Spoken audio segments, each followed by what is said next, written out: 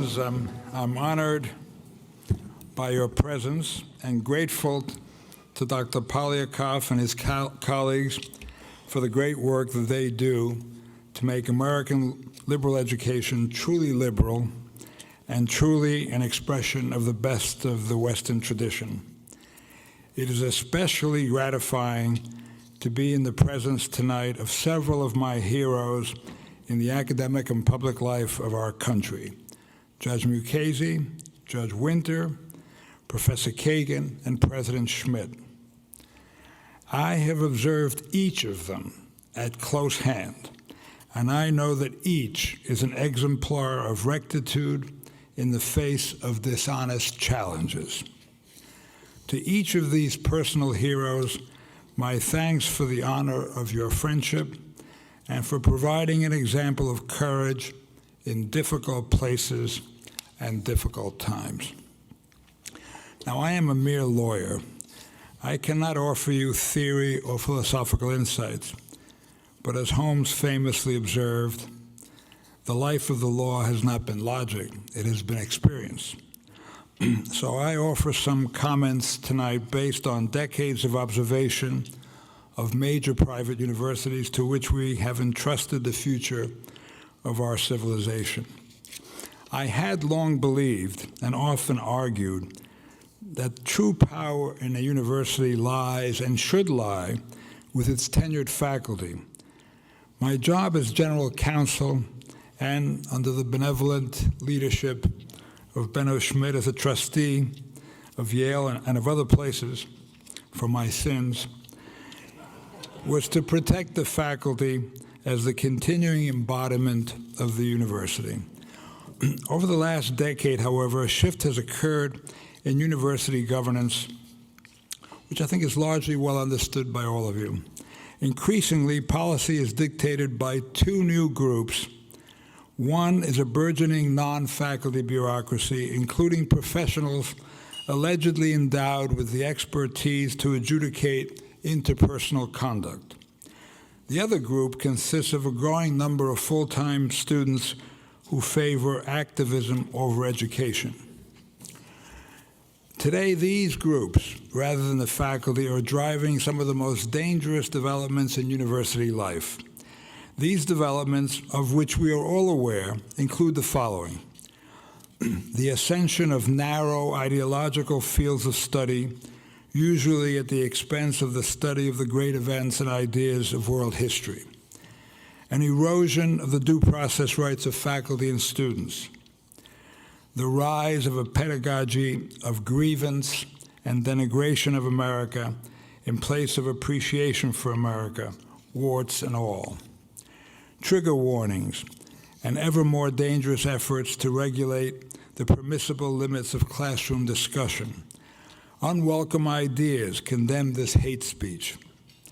The confluence of these challenges and the rise of the groups that have promoted them is no accident.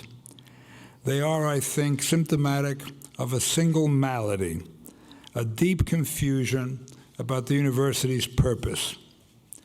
Once we recognize that confusion, we can try to counteract its effects. Tonight, I'd like to offer a diagnosis and also suggest some pragmatic remedies within the reach of concerned alumni and trustees. The dual trends I have identified, a burgeoning non-faculty bureaucracy coupled with the recent surge of a new student activism, these reflect a powerful symbiosis. Ever-needy student activists assert demands that require expansion of the bureaucracy. In turn, this new bureaucracy encourages and facilitates the student agitation. Rinse and repeat. There is a profound historical irony embedded in this cycle. Previous generations of student activists demanded freedom from curricular requirements and parietal restraints. The current era of student activists, however, agitate for increased adult supervision. And so they demand, and yes, it is always in the form of a demand, new student life coordinators, more equity officers, more diversity deans, and more sexual climate professionals.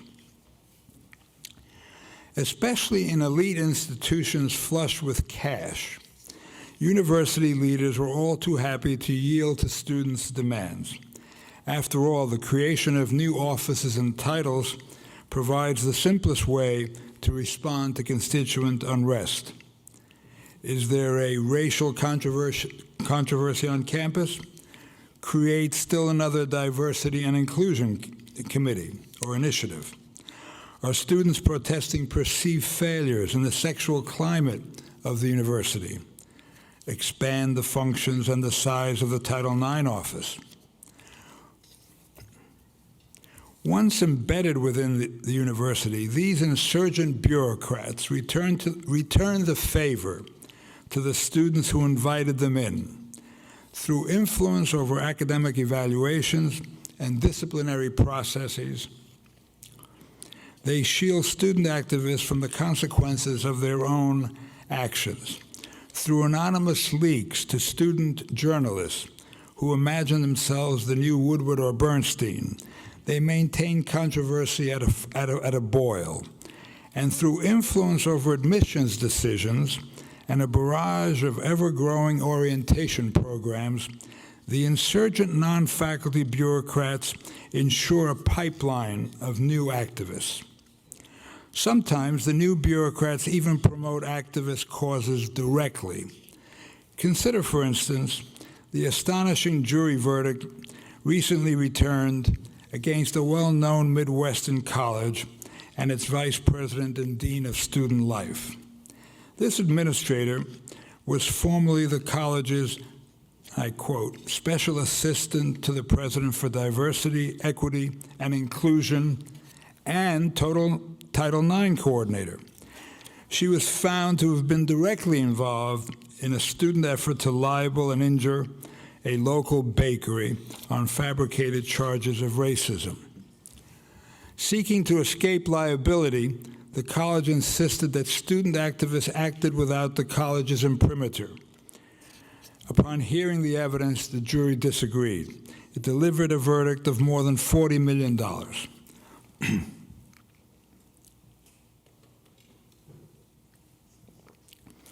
Now, how did we get here? How did this new alliance of student activists and allied functionaries supplant the faculty?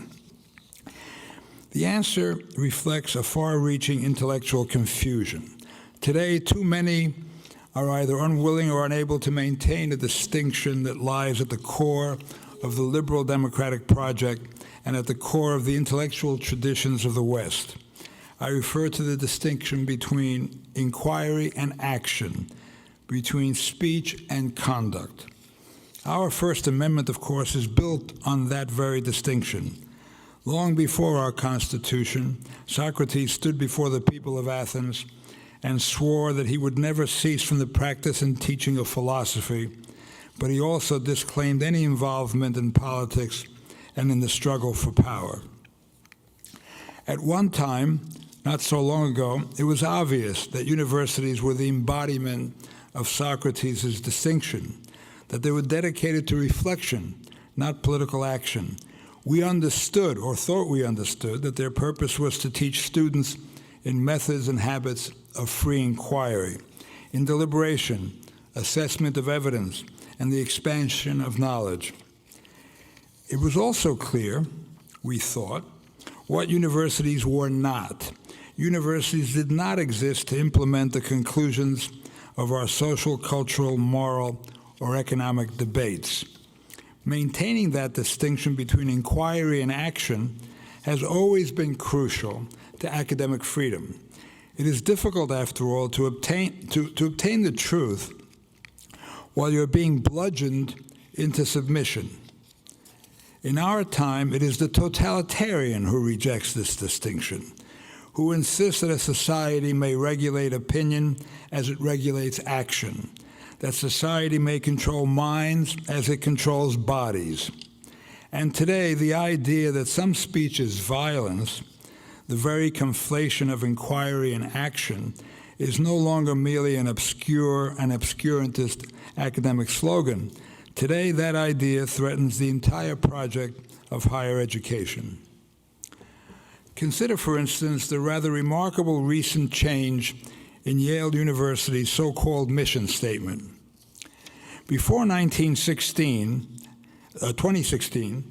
the statement asserted, and I think it's an important, simple quotation, Yale has a tripartite mission: to create, to preserve, and to disseminate knowledge.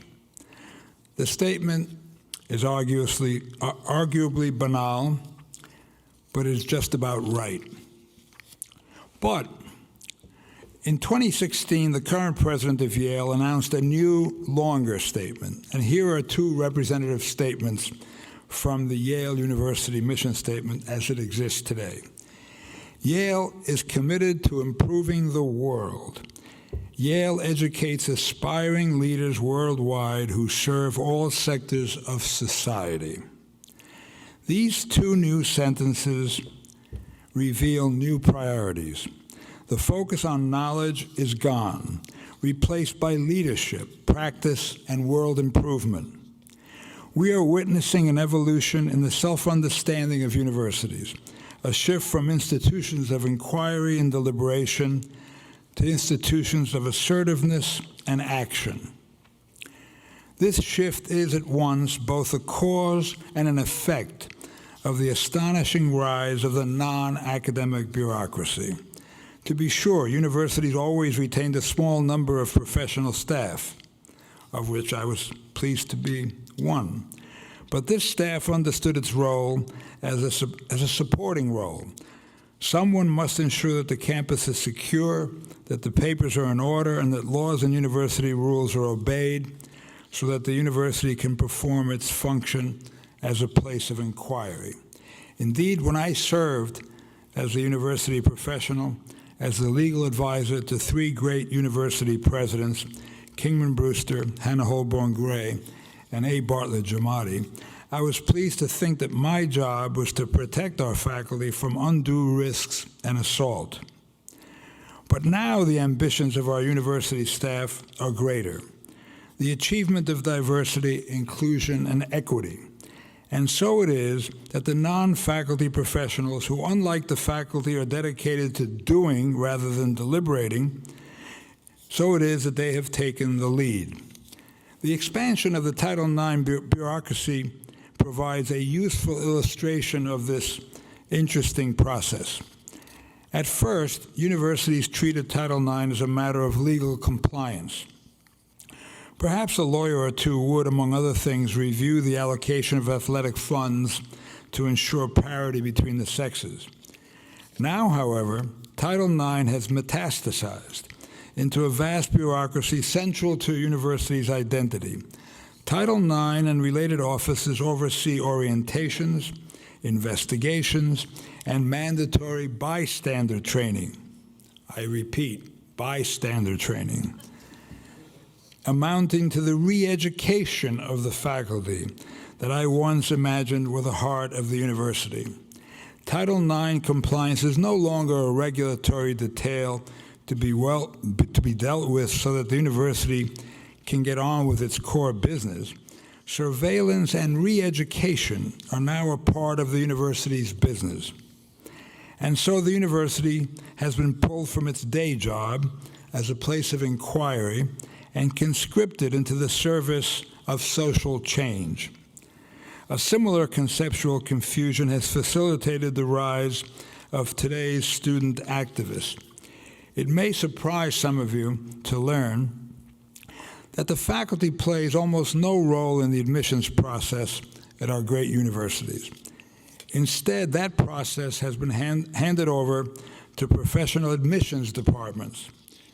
Relegated to toothless advisory committees, a faculty member is lucky if she is invited briefly as a spectator to glimpse the making of the sausage. Unsurprisingly, these admissions professionals are less interested in traditional academic criteria, qualities such as scholastic talent and intellectual openness. Instead, they gravitate toward flashier virtues such as globalism, the need for change, activism, these were all in quotation marks, leadership, or overcoming adversity. Predictably, the use of such narcissistic and irrelevant criteria produces a student body that is ill-fitted to intellectual life. Students now arrive on campus having been instructed to promote themselves. You know this from experience with your children and grandchildren. They're instructed to promote themselves as social entrepreneurs, change makers. It is now widespread, if not universal, for applicants to claim to have founded some shiny-sounding program, or better still, a platform devoted to beneficent acts. Upon arrival, these first-year students encounter a fawning president or dean expounding on the fabulous records and unprecedented achievements of these future leaders of America. Compare, if you will, that obeisant attitude to the simple, self-confident greeting of President Kingman Brewster at Yale to the freshman assembly, which I was honored to observe 3 years in a row. He began always as follows: "Welcome to the privilege of Yale." The contemporary admission, in other words, you're very lucky to be here. Not, we are very lucky to have you. Once you start telling students that we're so terribly lucky to have you, they may start to take you seriously. The contemporary admissions process thus reflects and advances a transformation of the university from a place of thought to an instrument for social action. Is it any wonder that students arrive on campus searching for windmills at which to tilt? As bureaucrats and student activists have come to dominate the university, they have reshaped it in their image. Whenever possible, they have sought to muddle the distinction between intellectual deliberation and political action, thus making certain thoughts, like certain deeds, crimes.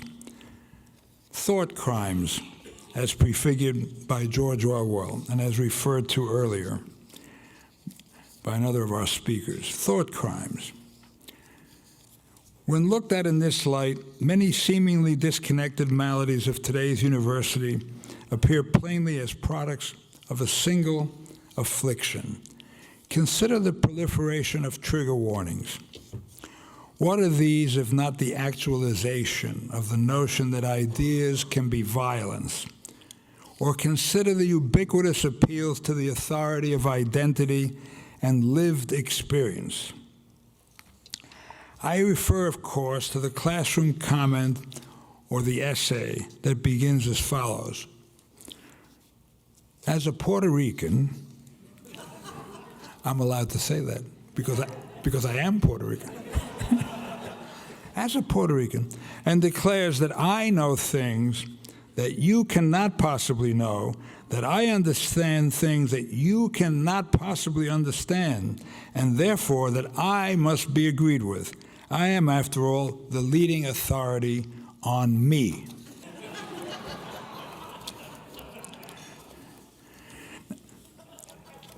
Such statements are not a form of persuasion. They may be verbal, but like a ruling from the bench by a judge, they embody an act of force, not a moment of inquiry or conversation.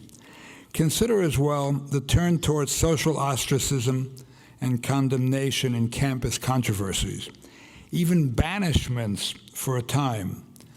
This is a form of Siberia without the gulag. And there's the related phenomenon of forced public confessions, struggle sessions without Chairman Mao. Here, too, we are witnessing a preference for those tools that will bludgeon one's opponents rather than those that persuade them. Or consider the excesses that accompany the ever-expanding anti-harassment efforts. Here, too, universities have sought to expand our definitions of actionable conduct. What was once protected speech, expressions of personal warmth, humor, political opinion, even the direct quotation of the title of an essay by James Baldwin. All of these are now causes for an inquisition, for apologies, and of course, for re-education, without the knowledge of where that concept of re-education comes from. Or consider the obsession with sexual and ethnic diversity, and contrast the apparent lack of interest in diversity of opinion. The contrast is no accident. It reflects a vision of the university as a vehicle for implementing social change rather than as a forum for deliberation. There is a pattern here. Each of these failures reflects a blurring of the line between inquiry and activism, between speech and conduct, between the process of understanding the world and the attempt to impose our will on it. With clarity about the nature of the disease may come clarity about how to fight it.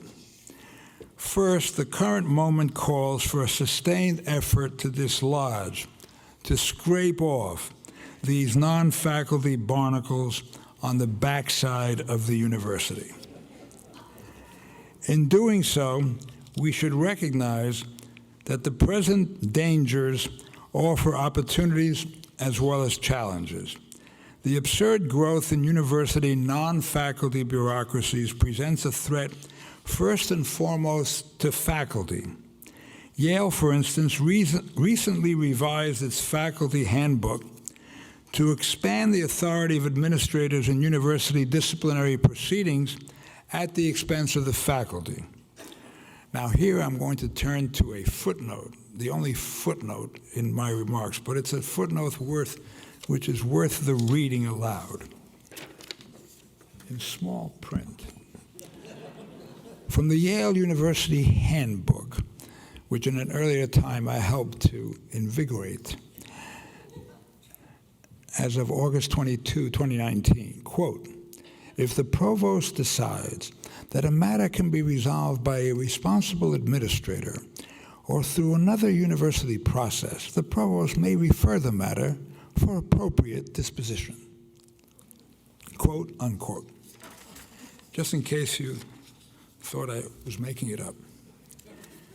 With the faculty's core interests threatened, the current moment presents an opportunity to enlist important allies. Besieged faculty and concerned alumni, regardless of differences on other matters, share the goal of eliminating this bureaucratic bloat. And if faculty are not interested in defending their historic centrality in serious universities, no amount of help by trustees and alumni can possibly rescue them. It is sadly true, of course, that too much of today's faculty is oblivious to the danger or simply hiding in place when they are not actively collaborating in their own disempowerment. But while faculty power has been eroded, I still believe that the faculty can exercise substantial influence, even if only in self-defense, if they would only wake up. I remember vividly my concern years ago when a great Yale president faced the prospect of a no-confidence vote from an unrepresentative but active band of disaffected faculty. Others here may remember this as well. I need not have worried. Minutes before the faculty meeting, a troop of science and engineering professors entered, alerted to the danger of that moment by Professor Donald Kagan.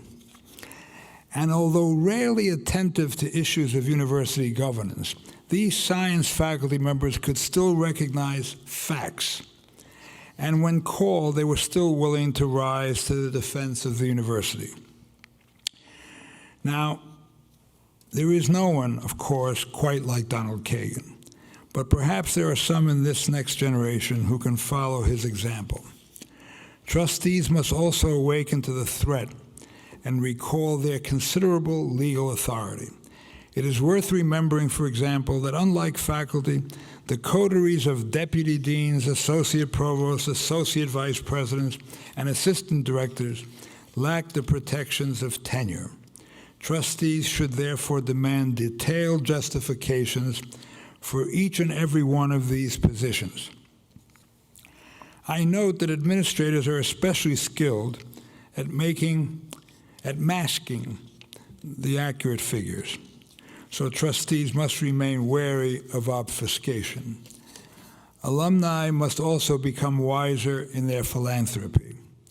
In our flagship institutions, bureaucratic bloat is made possible by immense endowments and endless fundraising campaigns. To coin a phrase, if you hear the word campaigns, reach for your wallet. For too long, the exchange has been very simple. Donors provide funds, and in return, they receive recognition and celebration, but no influence, much less control. This actually should come to an end. Alumni should decline to provide single lump gifts.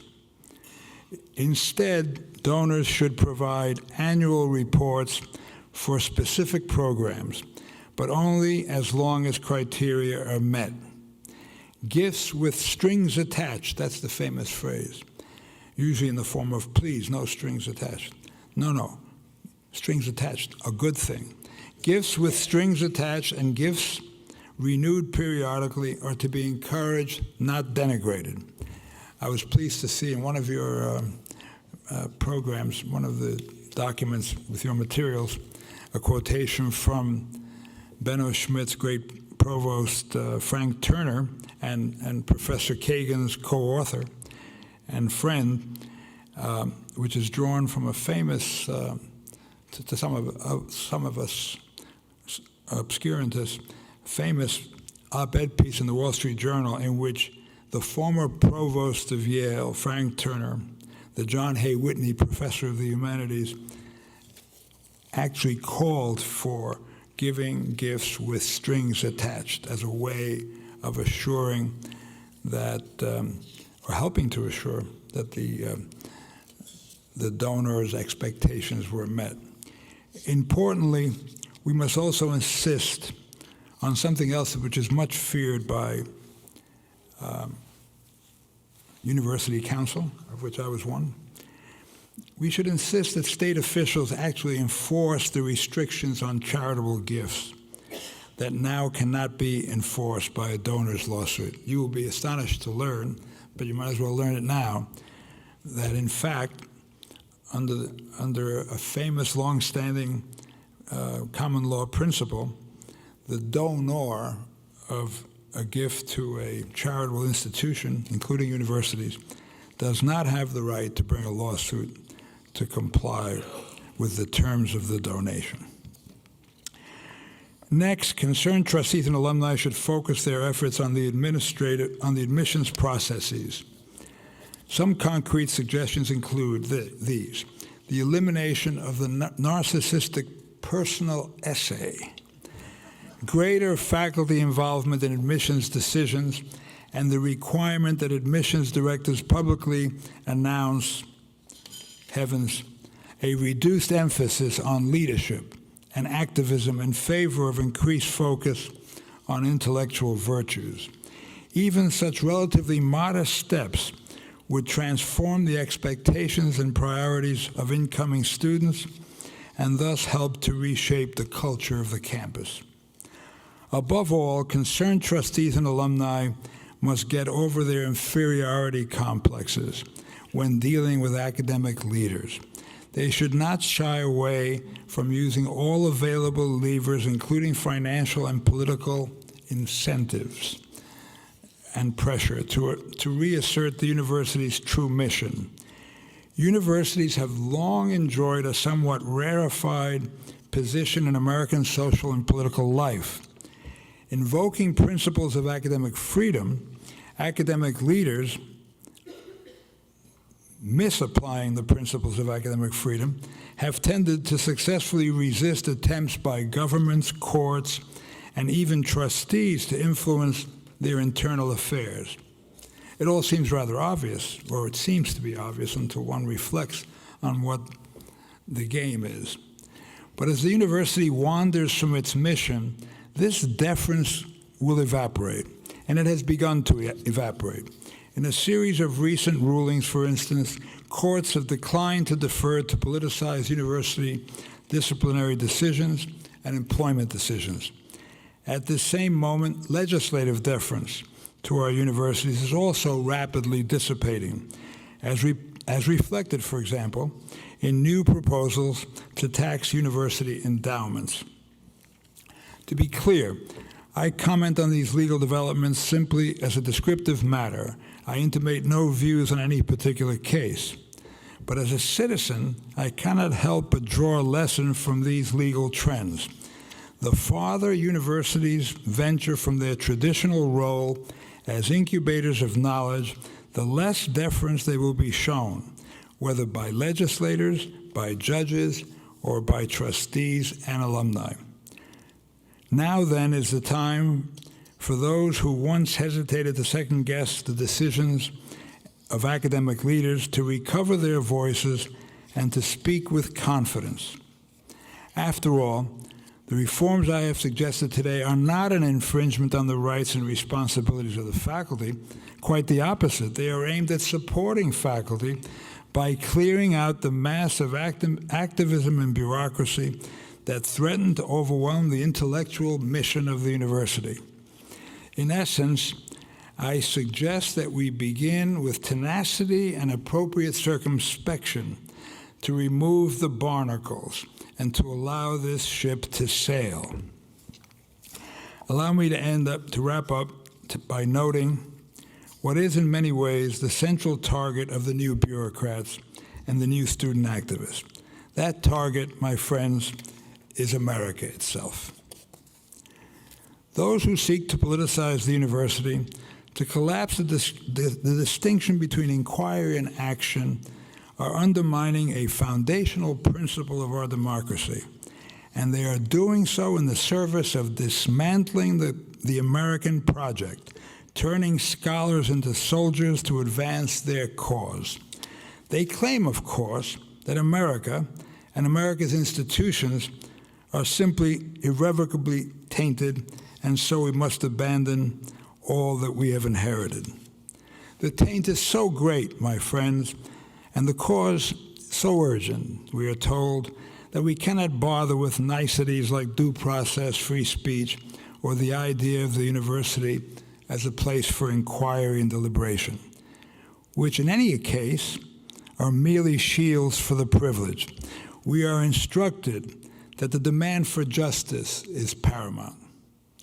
Indeed, the new activists and the new bureaucrats who seek to transform our universities also seek, with the help of Confederates in the media, to reframe our country's past in the service of morose self-loathing, to recast our constitutional and academic principles in the service of enlightened power, their power.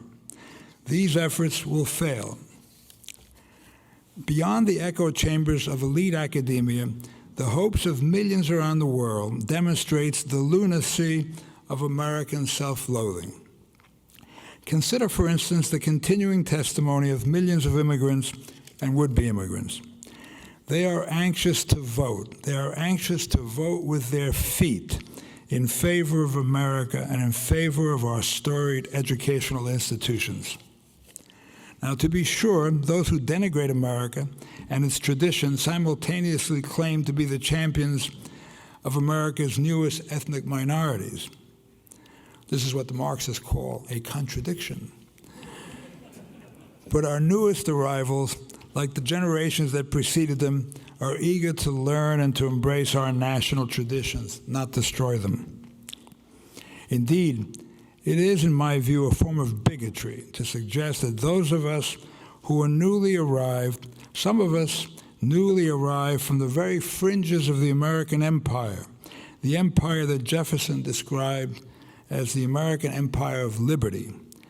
It is a form of bigotry to suggest that we are irrevocably different, that we must be protected from debate, that we have no choice but to denigrate the very institutions that drew us here in the first place.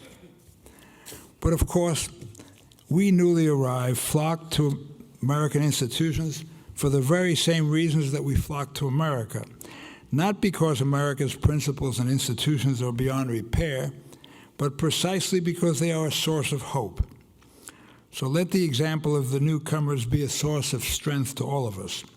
Let us proceed with courage and confidence, with the assurance that our efforts to defend the true purposes of the university are part and parcel of the defense of the country we love.